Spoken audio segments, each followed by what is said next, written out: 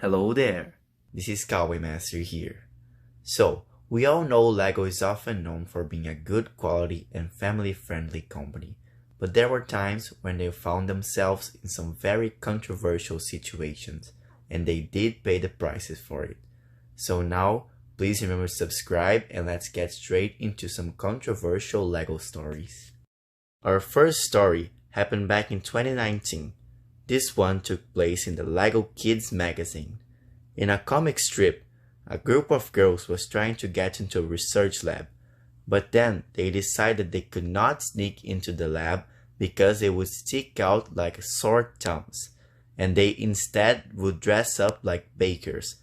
Of course, LEGO was heavily criticized for sexism, as they were implying that girls could not fit in a technological environment and instead sent them to bakeries. So this caused a lot of hatred towards LEGO on Twitter and some other social media. Our next story might be even more controversial than the first one. The reason to that is because back in 2013, LEGO was accused of allegedly promoting catcalling.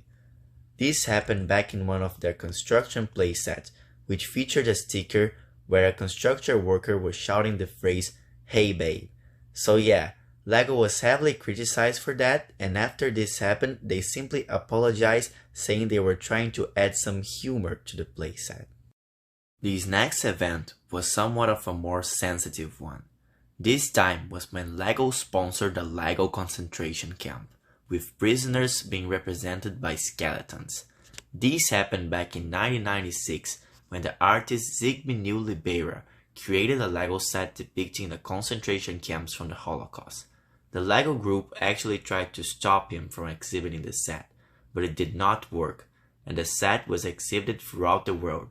And actually, it was purchased in 2012 by the Museum of Modern Arts in Warsaw.